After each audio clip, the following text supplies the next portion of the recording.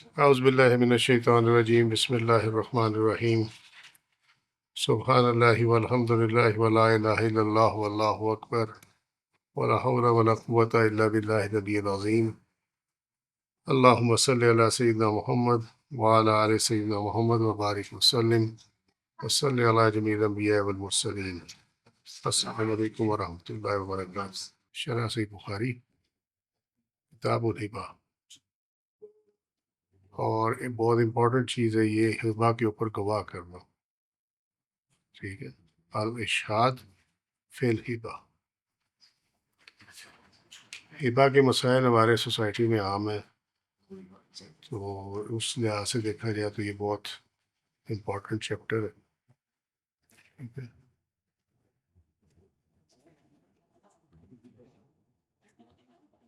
اور ہبہ ضروری نہیں ہے کہ پیسوں کا ہی ہو، پراپرٹی کا بھی ہو سکتا ہے، اور ہبہ جو ہے وہ خاتون کے لیے بھی استعمال ہوا کہ اپنے آپ کو ہبہ کر دیں۔ سو اس کو توجہ کے ساتھ کرنا، کیونکہ جو اس کے بعد آ رہا ہے وہ ہے کتاب الشہادات، گواہیوں کی، وٹنسز کی، یہ اقدامات ہیں وہ وٹنسز کی، تو یہ امپورٹنٹ ہیں دونوں، اس کو دیکھ لیتے ہیں۔ نعمان بن بشیر رضی اللہ عنہ سے سنا گیا، وہ ممبر میں بیان کر رہے تھے کہ میرے باپ نے مجھے ایک عطیہ دیا، تو عمرہ بن رواحہ رضی اللہ عنہ نے کہا کہ جب تک آپ رسول اللہ صلی اللہ علیہ وسلم کو اس پر گواہ نہ بنائے میں راضی نہیں ہو سکتی، ٹھیک ہے۔ چنانچہ انہوں نے عرض کیا کہ عمرہ بن رواحہ سے اپنے بیٹے کو میں نے ایک عطیہ دیا، تو انہوں نے کہا کہ پہلے میں آپ کو اس پر گواہ بنا دوں۔ آپ صلی اللہ علیہ وسلم نے دریافت فرمایا اسی جیسا عطیہ تم نے اپنی تمام اولاد کو دیا ہے؟ انہوں نے جواب دیا کہ نہیں۔ اس پر آپ صلی اللہ علیہ وسلم نے فرمایا کہ اللہ سے ڈرو اور اپنی اولاد کے درمیان انصاف کو قائم رکھو۔ چنانچہ وہ واپس ہوئے اور ہدیہ واپس لے لیا۔ اب اس میں تین چیزیں ہیں۔ نمبر ایک یہ کہ انہوں نے بیٹے کو عطیہ دیا تھا اور وہ انہوں نے واپس لے لیا، ایک تو یہ بات ہے اس کے اندر۔ نمبر دو بات یہ ہے کہ تمام اولاد کو ایک جیسا عطیہ دیا جائے، ٹھیک ہے۔ اور نمبر تین یہ ہے کہ کسی ہبہ پر گواہی دینے سے پہلے یہ دیکھنا چاہیے کہ کیا وہ ہبہ شریعت کے مطابق ہے یا نہیں ہے، ٹھیک ہے۔ اس میں تین چیزیں ہیں۔ اب یہ اس کا ٹیکسٹ ہے، ظاہری ٹیکسٹ ہے، لیکن جو فقہ ہوتی ہے وہ ہمیشہ، جیسے پہلے بھی بارہا یہ تذکرہ ہو چکا ہے کہ فقہ جو ہے وہ صرف ایک پہ نہیں بلکہ اس ٹاپک پہ جتنی روایات ہے اویلیبل، اب ایک روایت ہے وہ اویلیبل ہی نہیں ہے تو پھر کیا کیا جائے گا، اس کی اویلیبل جتنے بھی ہیں ان کو سامنے رکھا جائے گا۔ یہاں یہ نقطہ سمجھ لو، پہلے کرتے رہے ہو، مشکل نہیں ہوگی سمجھنے میں۔ وہ یہ ہے کہ یہ حکم کی جو لیول ہے حکم کا، وہ اس کے جو الفاظ یا اس میں جو مخفی اشارہ ہے وہ اس کی طرف لے کے جاتا ہے۔ لیول 1 فرض، لیول 2 واجب، لیول 3 مستحب، ٹھیک ہے۔ سو جس کو ہم کہتے ہیں وہ جو درمیان میں ہے، حرام بھی اور حلال بھی جو ہے وہ واضح ہے، اور جو درمیان میں ہے مباح، ٹھیک ہے۔ لیکن حکم میں وہ مستحب آتا کہ ایک چیز پسندیدہ ہے۔ پھر اس کے جو نیگیٹو سائڈ ہے وہ ہے کہ حرام ہے، اس کے اپوزٹ حلال ہے۔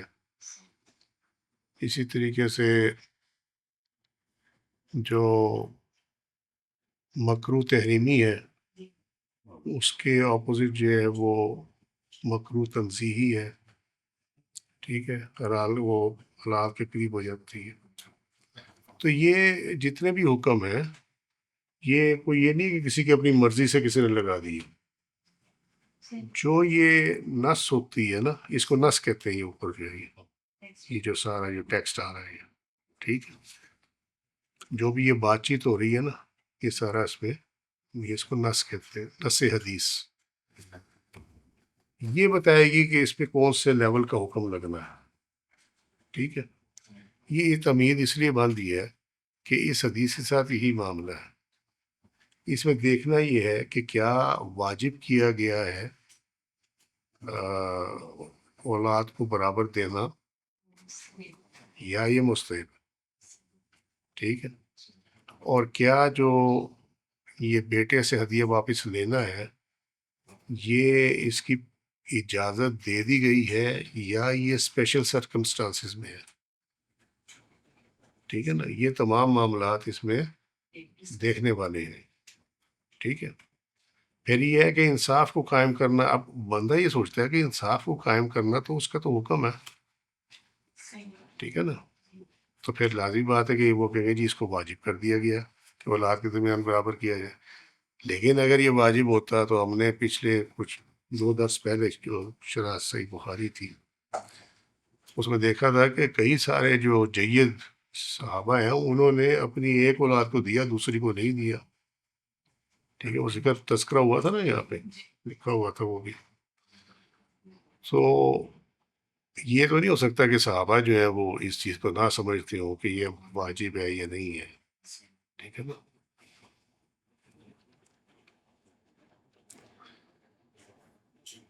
حضرت نعمان بن بشیر نے کہا میرے والد مجھے اٹھائے ہوئے رسول اللہ صلی اللہ علیہ وسلم کی خدمت میں حاضر ہوئے اور عرض کیا اللہ کے رسول گواہ رہے کہ میں نے نعمان کو اپنے مال میں سے اتنا دیا ہے۔ اچھا، یہ اب اسی واقعے کی دوسری روایت ہے، ٹھیک ہے۔ آپ نے فرمایا کیا تم نے اپنے سب بیٹوں کو اسی جیسا عطیہ دیا جیسا تم نے نعمان کو دیا؟ انہوں نے جواب دیا کہ نہیں۔ آپ نے فرمایا اس پر میرے سوا کسی اور کو گواہ بناؤ۔ صحیح مسلم کتاب الہبات حدیث کا نمبر 1623 نئی ترکیب میں ہے اور 4185 جو پرانی ترکیب میں، چیپٹر 3۔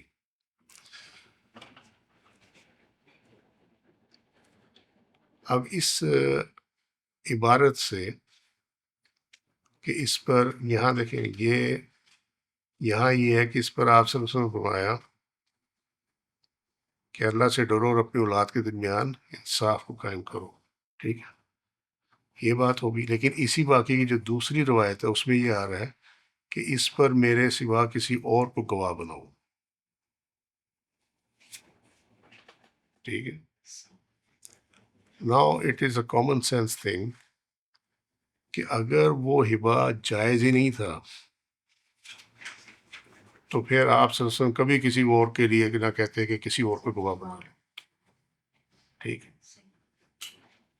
تو اس کا مطلب یہ ہوا کہ یہ ہبہ تو کر دیا گیا تھا لیکن ابھی قبضہ نہیں ہوا تھا،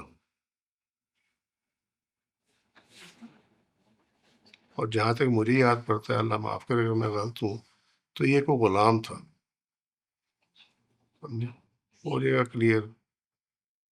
میری یادداشت میں یہ پڑتا ہے، اگر چینج ہوا تو وہ بھی سامنے آ جائے گا۔ تو ہبہ تو کر دیا گیا تھا، جیسے ہم کہتے ہیں نا رجسٹری قبضہ، کہ رجسٹری کر دی گئی اور ابھی قبضہ نہیں دیا، ٹھیک ہے۔ اسی طریقے سے ہبہ کا ٹائٹل دے دیا کہ ملکیت کی بھئی یہ تیری ہے، لیکن ابھی اس کے قبضے میں نہیں دیا گیا، اور جب قبضہ محقق نہ ہوا ہو تو نفس ہبہ مکمل ہونا ہی رجوع کے لیے کافی ہے۔ یعنی کہ ہبہ تو کر دیا تھا نا، ملکیت تو انہوں نے کہہ دی کہ ابھی وہ ہے لیکن قبضہ نہیں دیا تھا ابھی، جیسے رجسٹری ہو گئی اور قبضہ نہیں ہوا، ٹھیک ہے۔ تو اس واپس لینے کے لیے جو ہے وہ یہ نفس ہبہ کا مکمل ہونا ہی کافی ہے، ٹھیک ہے۔ دیا نہیں ہے، مطلب ان کو کہہ دیا کہ بھائی جس طرح کہتے ہیں رجسٹری کینسل کرا دو بھائی، ٹھیک ہے نا، ہماری ڈیل نہیں بنی، رجسٹری کینسل کرا دو. تو یہ بس اس کو ایسے ہی سمجھ لیں، آسانی ہو جائے گی سمجھنے میں. ٹھیک ہے. سو وہ جو ملکیت تھی نا ہبا کی صورت میں، جو ملکیت تھی ہبا دینے کی وجہ سے، وہ ملکیت اسے کہہ دیا گیا بھی یہ تیری نہیں ہے، یہ میں نے واپس لے لی ہے، بات ختم. ٹھیک ہے، نہیں سمجھ میں آئی پھر بات. پوزیشن نہیں ملا تھا لیکن بھائی یہ دیکھا نا، کسی کو کہا جائے کہ یہ ریموٹ تیرا لیکن میں یہ رکھ لوں اپنے پاس، اب وہ کہے گا جی انہوں نے مجھے کہا تھا کہ یہ ریموٹ تمہارا ہے. ہاں جی تمہارا ہے، لیکن ابھی میں نے دیا تو نہیں ہے نا. ٹھیک ہے نا. تو اب کیا ہوا کہ میں نے یہ نہیں دینا، تو میں اس کو کہتا ہوں یار یہ میرا، میں نہیں دے رہا، وجوہات ہے، لہٰذا یہ تیرا نہیں ہے، بس بات ختم. آپ سمجھ میں آ گئی بات؟ یہ ایسے وہ دے دے، لیکن وہ ہر ہبا واپس نہیں ہوتا، سمجھے نا، یہ خیال کرنا، ہر ہبا واپس نہیں ہوتا، کبھی وہ آ جاتا ہے. اولاد کو مساوی بنیادوں پر ہبا دینے میں اختلاف ہے. جس طرح یہاں تھا نا کہ انصاف کو قائم رکھو، اللہ سے ڈرو اور انصاف کو قائم رکھو اولاد کے درمیان. ٹھیک ہے. اس کا مطلب یہ ہے کہ فرمایا یہ گیا کہ اگر دینا ہے نا کچھ کسی ایک کو، تو پھر دوسرے اولاد کو بھی ویسے ہی دو. یہ انصاف کی بات ہے. ٹھیک ہے. اب اس میں اولاد کو مساوی بنیادوں پر ہبا دینے میں اختلاف. کیوں اختلاف ہے؟ اختلاف اس وجہ سے ہے، یہ پوائنٹ جو تمیز باندھی تھی نا، اب آئے گا وہاں پہ. اس میں حکم نہیں دیا گیا. اب بظاہر اس کے الفاظ یہ نظر آ رہے ہیں کہ یہ حکم دیا گیا. ٹھیک ہے، بظاہر الفاظ یہی آ رہے ہیں، مگر اگر یہ حکم ہو جاتا تو ایک اور بڑا مسئلہ کھڑا ہو جاتا تھا، جو یہاں تحریر نہیں ہے. ٹھیک ہے، ابھی تحریر نہیں ہے، لیکن فقہ اناف اسی پہ جاتے ہیں. اور وہ یہ ہے کہ ملکیت کا اصول یہ ہے کہ اس کو اختیار بھی ہے، جس کو دے دے، جس کو بیچ دے، جس کو مفت دے دے. یعنی آپ کے پاس ایک چیز ہے تو آپ کو یہ اختیار ہے، آپ کسی کو گفٹ کر دیں یا اس چیز کو بیچ دیں. ٹھیک ہے. یا اس چیز کو جو ہے آپ کسی کو استعمال کے لیے دے دیں، یہ تو آپ کی مرضی ہے، مالک کی مرضی ہے. اگر یہاں اس چیز کو واجب کر دیا جاتا، اگر یہ جو الفاظ مبارکہ ہے، یہ قول مبارک جو ہے، اگر اس سے واجب ہوتا نا یہ، تو پھر جو ملکیت کا معاملہ ہے نا، اس کے اندر ایک ایکسیپشن کھڑی ہو جانی تھی. مگر ملکیت جو ہے، اونرشپ جو ہے، وہ ایبسولوٹ ہوتی ہے. آپ یہ نہیں کر سکتے کسی کو آپ یہ کہیں تو اس کا مالک تو ہے مگر تو اسے بیچ نہیں سکتا. ٹھیک ہے. ملکیت جب بھی آئے گی وہ تمام اختیارات کے ساتھ آتی ہے. ٹھیک ہے. اسی لیے پاور آف اٹارنی کا کانسیپٹ ہے کہ تیری ملکیت تو نہیں ہے، لیکن ہم تجھے اختیار دے رہے ہیں کہ تو یہ چیز جو ہے اس پراپرٹی کے لیے تو کر سکتا ہے. ٹھیک ہے.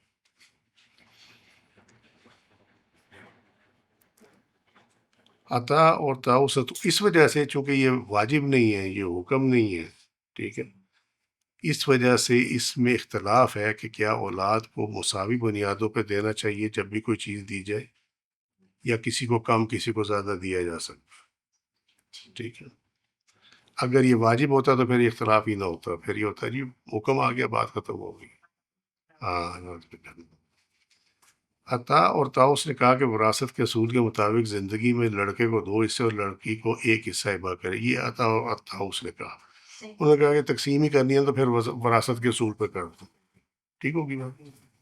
امام مالک کا زیادہ مشہور قول یہ ہے کہ بعض اولاد کو ہبا کرنا اور بعض کو نہ کرنا جائز ہے، کہ یہ جائز ہے کہ آپ کسی اولاد میں سے کسی ایک کو دے دیں اور دوسرے کو نہ دیں. ٹھیک ہے. یہی فقہ اناف اور امام شافعی کا مذہب ہے. امام شافعی بھی یہ کہتے ہیں اور امام ابو حنیفہ بھی. فقہائے احناف کی ایک دلیل یہ بھی ہے کہ اس پر اجماع ہے، کنسنسس ہے، کہ مالک کے لیے یہ جائز ہے کہ وہ اپنا مال لوگوں میں جس کو چاہے عطا کرے اور جس کو چاہے نہ عطا کرے. ٹھیک ہے. اسی طرح اس کے لیے یہ بھی جائز ہے کہ وہ اپنے اولاد میں سے جن کو چاہے وہ ہبہ کرے اور جن کو چاہے ہبہ نہ کرے. اس سے معلوم کیا ہوا کہ اولاد کو ہبہ کرنے مساوات واجب نہیں ہے. سمجھ میں آئی بات؟ واجب نہیں ہے. ٹھیک، مستحب ہے. اس پہ جو لیول 3 لگے گا مستحب کا. ہم. نہیں تو تھوڑا کہ یہ جس طرح آپ نے یہ نص حدیث کہ اس سے ہی پتہ چلتا ہے کہ واجب ہے یہ فرض ہے، کیسے پتہ چلا کہ یہ حکم نہیں ہے؟ کہ ابھی یہی تو بات سمجھائی ہے کہ آپ اس کو ماننے کے الفاظ یہ لگ رہے ہیں کہ یہ حکم ہے. جی ہاں، ٹھیک ایک ہے، عام آدمی کی. ٹھیک ہے نا. اچھا، انصاف کو قائم رکھنے کا حکم ہے. جی بالکل. ٹھیک ہے، اتنے پورشن کا حکم ہے. ہوگی بات ٹھیک. جی اولاد کے درمیان ہبہ کے متعلق جب معاملہ آئے گا تو ہبہ وہی کر سکتا ہے جو چیز کا مالک ہو. تو جب مالک کو یہ اختیار ہے کہ وہ اپنی چیز کے ساتھ جو مرضی چاہے کرے، ہمیں وہ جا کے جوئے میں آ رہے. ٹھیک ہے نا. سو اگر اس کو حکم میں لیا جائے، واجب میں لیا جائے، جی تو پھر ملکیت کے جو بنیادیں ہیں نا وہ ہل جائیں گی. سمجھے؟ سو انصاف کو قائم رکھنے سے مراد یہ ہے کہ یہ مستحب ہے، بہتر ہے کہ تو اولاد کے درمیان جو ہے نا وہ مساوات رکھے. یہ اس لیے یار کہ بس کی بات نہیں ہے. ہے نا، یہ آیا ہمارے یہاں وہ میں کہتا تھا نا ہر شخص میں ایک حکیم، ایک مفتی اور ایک پیر موجود ہے. مفت کا، سمجھے؟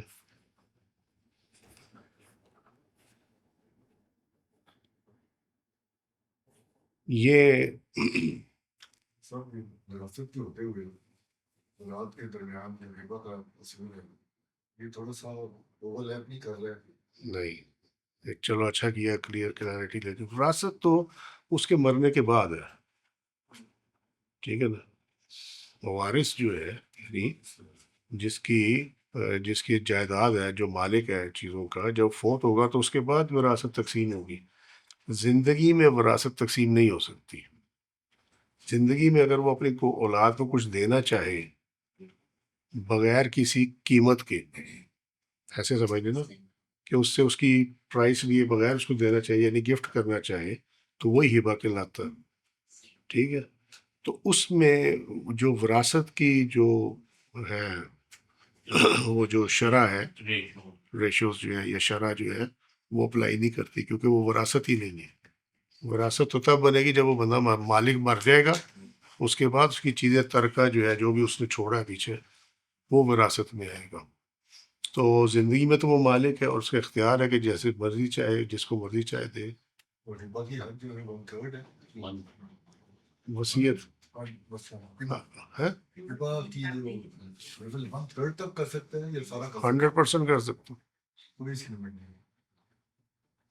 یعنی اگر ایک شخص کے 3-4 بیٹے ہیں، فرض 4 بیٹے ہیں اور اس کے پاس 3-4 مکان ہیں، تو وہ کہتا ہے کہ یار میری 4 بیٹوں کے ساتھ ایک بیٹی ہے، میں ایک مکان اپنی زندگی میں اپنی بیٹی کو دے دوں. ٹھیک ہے، تو دے سکتا. وہ گفٹ کر رہا ہے، ٹھیک ہے، بات ختم ہو گئی. جو بیٹے ہیں اس کے 4 بیٹے جو ہے وہ اعتراض نہیں کر سکتے، اس لیے کہ وہ مالک ہے. مالک ابھی زندہ ہے. ہاں، اس کے مرنے کے بعد اگر کوئی یہ کہے جی کہ بیٹی کو علیحدہ پورا گھر دے دو، اس پہ جو 4 بیٹے ہیں وہ اعتراض کر سکتے ہیں، وہ وراثت میں آ گئی. اب کلیئر ہو گئی بات. سو وراثت از آفٹر ڈیتھ اینڈ ہبہ از ان لائف. وراثت کی ریشوز جو ہے، شرح جو ہے، پرسنٹیج اللہ نے نازل کی ہوئی ہے، وہ اس کے مطابق ہے. اور ہبہ جو ہے اس کی کوئی پرسنٹیج نہیں ہے. یہ ہبہ جو ہے اولاد کے درمیان بھی کر سکتے ہیں، کسی کو بھی چاہے جتنا چاہے. بالکل وہ جو حضور پاک کا فرمان ہے کہ مساوات قائم کرنا بہتر ہے تاکہ اولاد کے دل میں کوئی خیال نہ آئے. لیکن یہ چیز آپ کو مالک ہونے کی وجہ سے روکتی نہیں ہے کہ آپ جو ہے وہ برابری کریں. جی بالکل، ابھی ایمان خان یا افغانستان جو ہے وہ چیلنج کر سکتے ہیں، جس سے والدین مر جاتے ہیں اور ہبہ کر جاتے ہیں، اس کے بعد دوسرے جو اولاد ہے وہ اپنے اس میں جس نے اپنی زندگی میں ہبہ کیا ہے نا اس کو وہ بعد چیلنج نہیں ہو سکتا، وہ چیلنج نہیں ہو سکتا کیونکہ وہ کر گیا، اس کی مرضی تھی. بات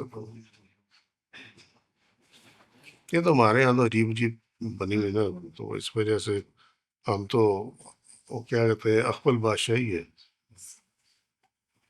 ہم معاذ اللہ استغفر اللہ شریعت میں ہم اپنی منمانی کرتے ہیں. لوگ کر جاتے ہیں ان کو، یہ جس طرح لوگ کہتے ہیں نا جی ہم نے وراثت دینی تھی بیٹی کو، حصہ نہیں دینا کہتے ہیں نا عام طور پہ. تو ان کو نہیں پتا وہ کر کیا بیٹھے ہیں. وہ کر یہ بیٹھے ہیں کہ اللہ سبحانہ وتعالیٰ نے آیت نازل کی ہوئی ہے، حکم نازل کیا ہوا، اور نبی کریم صلی اللہ علیہ وسلم نے احادیث میں اس کو وضاحت اس کی ہوئی ہے. ٹھیک ہے، اور ساتھ فرمایا ہوا کہ یہ کرنا ہے. تو اس نے اپنی مرضی کو اللہ اور اس کے رسول صلی اللہ علیہ وسلم کی مرضی پر فوقیت دے دی. یہ دین کی بنیادوں میں سے آپ نے ہر چیز ہی نکال دی. سمجھے؟ وہ تو ہمارا مسئلہ نا، ہم حفظ ما تقدم کے طور پہ کسی کو یہ نہیں کہتے کہ اس کا ایمان چلا گیا، تو ہم صرف اتنا کہتے ہیں کہ اللہ ہی جانے کہ ان کا ایمان رہا یا نہیں رہا. سمجھے؟ کیونکہ انہوں نے جو کام کیا ہے وہ ہے نہیں ایسا، اور کیا بھی انہوں نے ولنگلی ہے، یعنی اپنی مرضی سے کیا اور ہٹ درمی سے کیا. ان کو آیات سناتے رہو، ان کو حدیث سناتے رہو، کچھ فرق نہیں پڑتا. اور جی ہم نے نہیں دینی بات ہے، ہمارے یہاں رواج ہی نہیں ہے. یہ بھی کہتے ہیں نا ہمارے یہاں رواج نہیں ہے. او بھائی یہ احتیاط کرنی چاہیے. وہ چیزیں جن کو ہم کچھ نہیں سمجھتے نا، بہت زیادہ چانسز ہیں اور ممکنات میں سے ہے کہ وہ ہمیں دین سے باہر کھڑا کر دیتے. اب یہ اسی واقعے کی ایک اور روایت ہے. مجھے میرے والد نعمان بن رشید نے بیان کیا رضی اللہ عنہ، مجھے میرے والد رسول اللہ صلی اللہ علیہ وسلم کے پاس لے کر گئے اور عرض کیا، یا رسول اللہ گواہ رہیے کہ میں نے نعمان کو اپنے مال میں سے فلاں فلاں چیز عطیہ کر دی ہے. ٹھیک ہے. آپ صلی اللہ علیہ وسلم نے فرمایا کیا تم اپنے تمام بچوں کو ویسے ہی عطا کیا تم نے جیسے کہ نعمان کو دیا ہے؟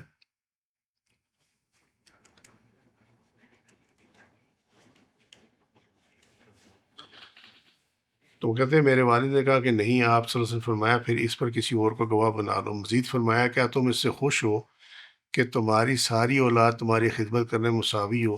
میرے والد نے کہا یقیناً. آپ صلی اللہ علیہ وسلم فرمایا پھر تم ایسا نہ کرو. اب جب ان تمام حدیثوں کے سامنے رکھا جائے گا تو یہ آ گیا نا یہ. اور یہ وہی بات ہے جو اللہ کے میں تمہیں سمجھا رہا تھا کہ اولاد کے دل میں خرابی نہ آئے. ٹھیک ہے نا؟ تو بہتر چیز یہ ہے کہ برابر دے دو. اگر ہبہ کرنا تو برابر کر دو. ٹھیک ہے. ورنہ اگر نہ بھی کرو تو یہاں دیکھا نا انہوں نے پوچھا کہ تم چاہتے ہو کہ خدمت وہ تمہاری سارے ایک جیسی کریں، مساوی ہو تمہاری خدمت کرنا.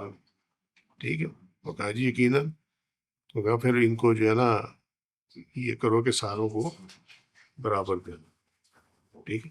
سو یہ استحباب میں آتا، یہ واجب میں نہیں آتا. یہ بھی صحیح مسلم کی روایت ہے، 1623 کے نمبر انڈر ہی ہے، اور 4185 جو اس کا ریگولر نمبر ہے.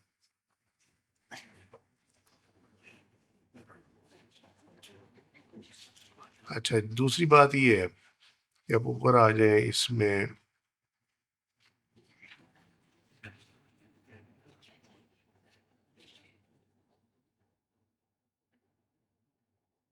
بنی کا، بنی کہتے ہیں بنی اسرائیل، جی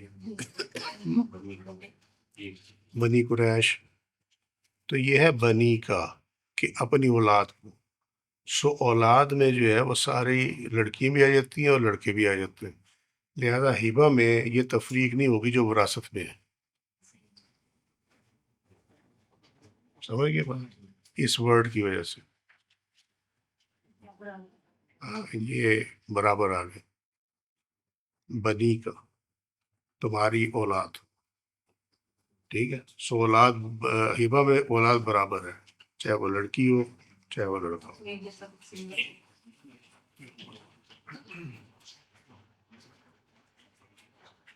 بعض والدین کرتے ہیں نا کہ زندگی میں جو ہے وہ تقسیم کر دیتا ہے سارا کچھ،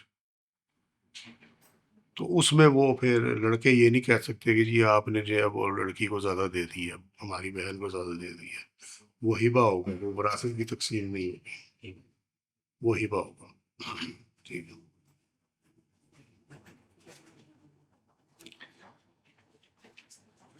تو وہ جو یہاں پہ تھا نا عطا اور تعوض کا کہ وراثت کے اصول کے دے دیں، یہ واجب نہیں ہے، ٹھیک ہے. اس لیے اس پہ عمل نہیں ہے.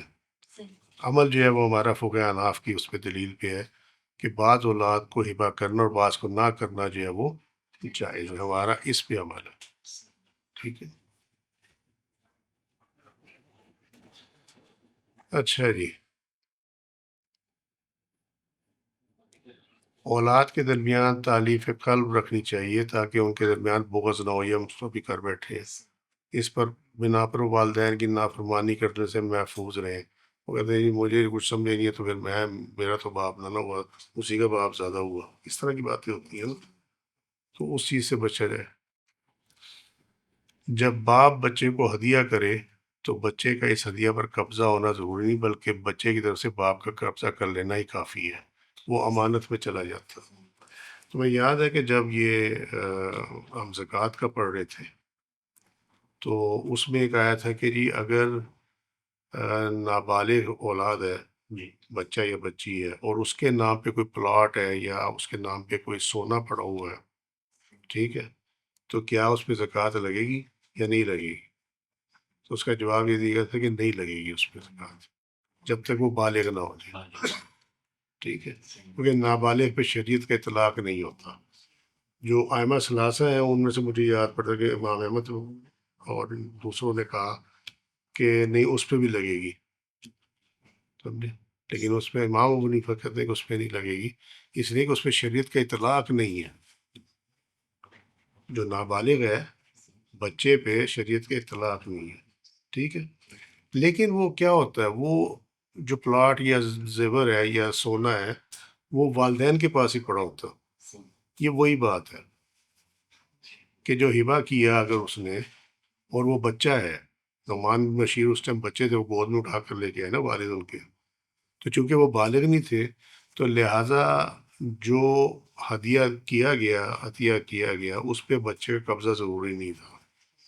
اگر وہ اسی میں کوشچن ہے کہ جیسے کہ حالت ڈیتھ ہوئی ہے تو پہلے جو بچی ہے تو 9th کلاس میں 16 سال کی، لیکن لینڈ لا کے مطابق 18 سال کی ہوئی رہنا ہے، اس کی بنے گا پولیس کے قبضے میں آئے گی چیز ہے ہی ملکیت مدر کی یہ بھی لا کرنا پڑے. پھر اس طرح وہ اس میں آئے گی شریعت بھی خاص والد جو دیکھو جب تک وہ بالغ نہیں ہوتے اس وقت تک جو سرپرست ہے وہ اس کا ایماندار ہے، امیندار ہے، بلکہ ٹھیک ہے امین ہے اس کا، وہ اس کے پاس امانت رہے گی، وہ اس کو خرچ نہیں کر سکتا، اس کو بیچ نہیں سکتا، اس کو ادھر ادھر نہیں کر سکتا. ٹھیک.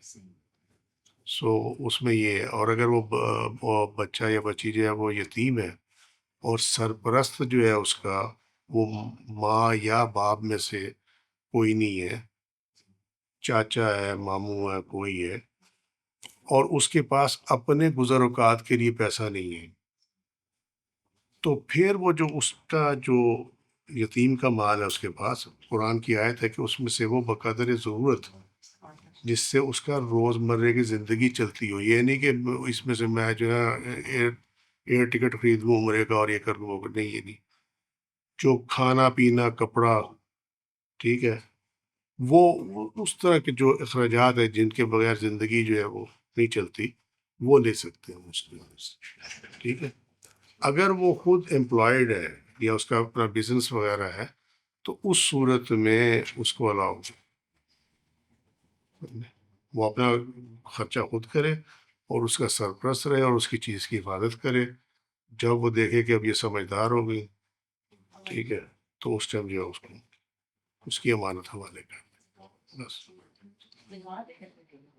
زکوٰۃ اپلائی نہیں ہوگی، یہ تو بتا رہا ہوں، جب وہ بالغ ہو جائے، لیکن وہ دین کے مطابق بالغ ہوگی تو تب ہوگی نا۔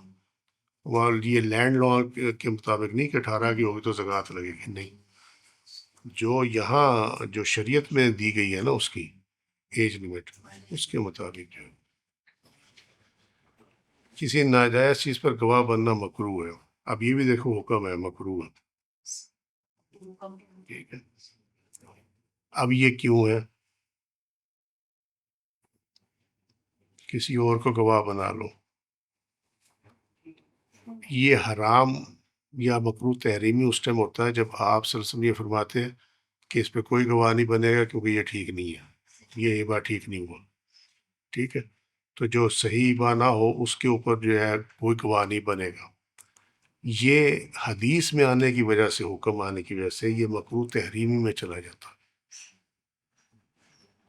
اگر یہی چیز کہیں قرآن میں ہوتی بالفرض تو پھر یہ حرام میں چلا جاتا، ٹھیک ہے۔ اب یہاں یہ ہوا ہے کہ یہ صرف مکروہ رہے گا کیونکہ اس میں دوسرے کو گواہ بنانے کا بھی کہا گیا ہے، ٹھیک ہے۔ ٹھیک ہوگی یہ بات۔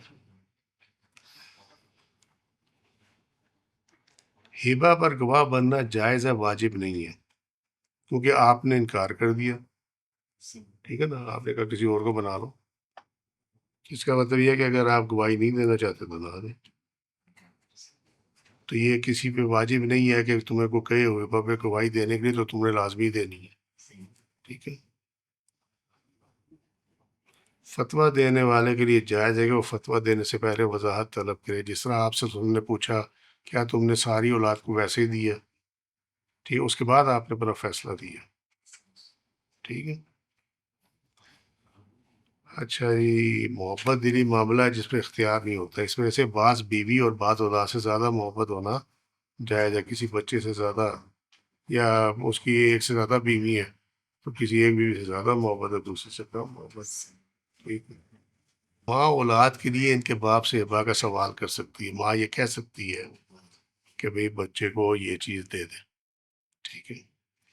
جب حق پر مبنی فیصلہ صادر ہو جائے تو اسے قبول کر لینا چاہیے، جس طرح انہوں نے قبول کر لیا، انہوں نے اپنا جو عطیہ تھا واپس لے لیا، ہبہ واپس لے لیا، ٹھیک ہے۔ کچھ سمجھ میں آئی بات؟ سمجھ میں یہ اکثر سے قدرتی ہوتا ہے، ایک بچے سے زیادہ پیار ہوتا ہے، ایک سے کم ہوتا ہے، اللہ کی طرف سے ہوتا ہے، یہ بچوں کی عادتوں کی وجہ سے فرق آ جاتا ہے۔ یہ عادتوں کی وجہ سے فرق آ جاتا، سمجھے۔ اور یہ سوال بڑا چن کے کیا ہے۔ بیٹھے بیٹھے کیا اس کا اب جواب بھی لے لو۔ باپ کی یا ماں کی جو فطرت ہے نا، اس فطرت پہ جو بچہ ہوگا نا وہ اسے زیادہ پسند ہوگا، بس۔ سائنس کی بات نہیں سکتے، سائنس ہے۔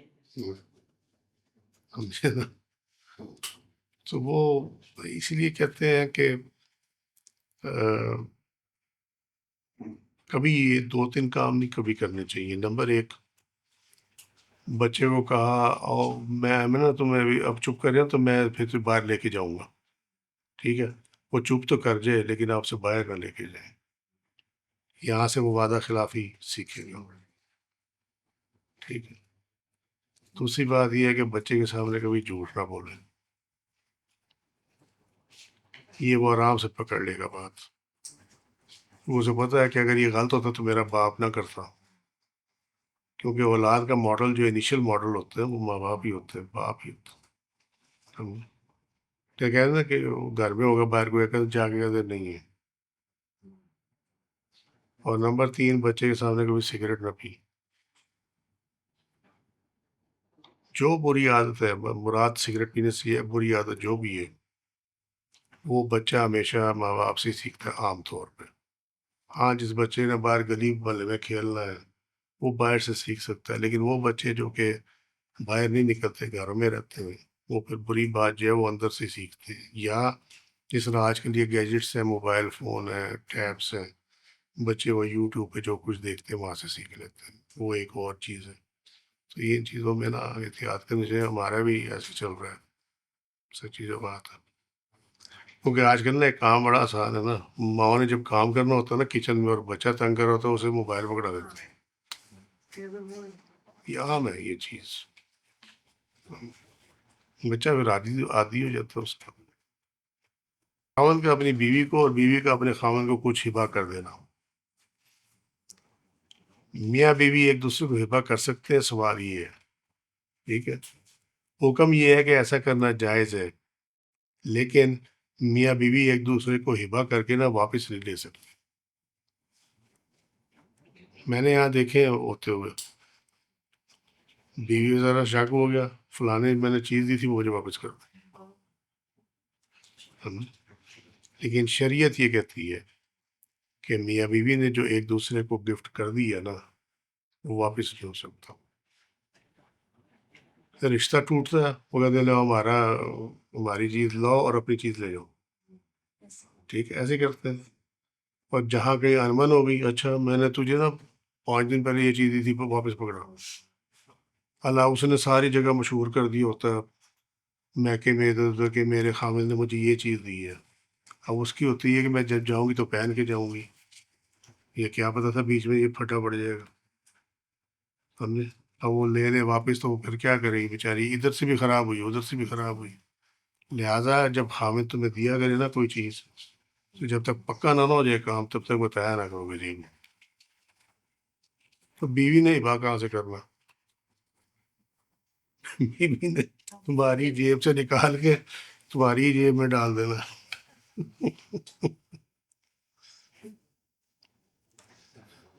اچھا جی، ابراہیم نخی نے کہا کہ یہ جائز ہے.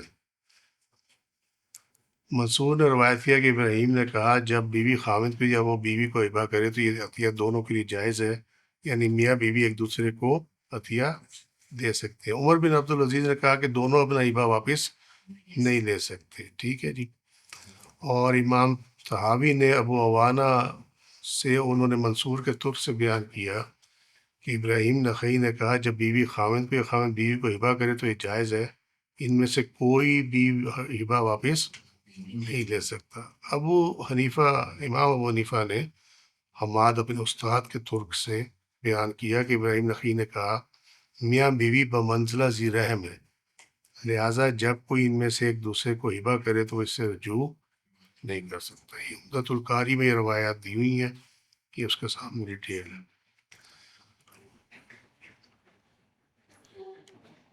ابن سیرین نے بیان کیا کہ قاضی شریح کے پاس ایک عورت آئی جس نے اپنے خاوند کو ہبا کیا، پھر اس سے رجوع کر لیا، یعنی واپس مانگ لی. شریح نے کہا تمہیں ثابت کرنا ہوگا کہ تمہاری بیوی نے بغیر کسی جبر و ذلت کے اپنی خوشی سے تمہیں ہبا کیا تھا، ورنہ وہ اللہ کی قسم اٹھائے کہ اس نے تمہیں خوشی سے ہبا نہیں کیا بلکہ جبر و ذلت کے تحت کیا. سمجھے؟ یعنی بیوی اس ٹائم یا خامد اس ٹائم اپنا ہبا واپس لے سکتے ہیں جب یہ وہ ثابت کریں کہ جی جو ہبا کیا تھا میں نے اپنی خوشی سے نہیں کیا تھا، مجھ سے کروایا گیا تھا. ٹھیک ہے. اور اس کے بعد وہ قسم اٹھائے، اگر کوئی گواہ نہیں ہے، کچھ وہ کوئی چیز نہیں ہے، تو وہ قسم اٹھایا کہ جی میں نے خوشی سے نہیں دیا تھا. تو اس کے بعد پھر یہ مصنف عبدالرزاق میں ہے، یہ چیپٹر 25 بک 25 کتاب المواہب اور چیپٹر 4 ہے، حدیث کا نمبر 17767.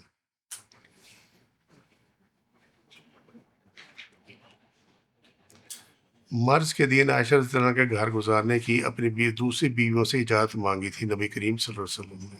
ٹھیک ہے. اور ازواج مطہرات نے اپنی اپنی باری ہبا کر دی تھی، تو باری بھی ہبا کی جا سکتی ہے. اس سے مراد یہ ہے کہ بیوی کا خاوند کو ہبا کرنا جائز ہے. یہ صحیح اس کی جو روایت ہے وہ 2588 میں آئے گی. آپ صلی اللہ علیہ وسلم نے فرمایا کہ اپنا ہبہ واپس لینے والا شخص اس کتے کی طرح ہے جو اپنی قید چاٹتا ہے. ٹھیک ہے.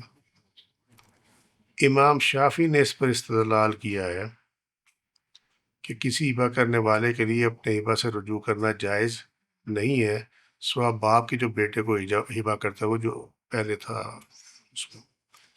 امام مالک کے نزدیک کوئی شخص کسی اجنبی کو ہبہ کر کے اسے رجوع کر سکتا ہے، یعنی ذی رحم نہ ہو. آپ کا ذی رحم سمجھتے میراث پڑی ہے تو بول رہے ٹھیک ہوگی بات. ہاں اگر کوئی اجنبی شخص ہے جس سے آپ کا کوئی تعلق ہی کوئی نہیں ہے کہ کسی قسم کا، تو بشرط یہ کہ اس نے ہبہ کے عوض کچھ وصول نہ کیا ہو. یہ امام مالک کہتے ہیں. وہ کہتے ہیں اگر اجنبی شخص کو دیا ہے بغیر کسی نہیں بغیر اس کے عوض کوئی چیز وصول کیے ہوئے تو آپ اس سے واپس لے سکتے. لیکن اگر آپ نے اس کے عوض کوئی چیز لے لی ہے پھر آپ اس سے بھی نہیں لے سکتے. یہ امام مالک نے کہا. ٹھیک ہے. اب آ جاتے ہیں جو ہم جس کو فالو کرتے ہیں. امام ابو حنیفہ اور ان کے اصحاب نے کہا کہ کسی اجنبی کو ہبہ کر کے اسے رجوع کرنا جائز ہے جب تک اس نے ہبہ کا عوض نہ لیا ہو اور وہ چیز قائم ہو. ٹھیک ہے.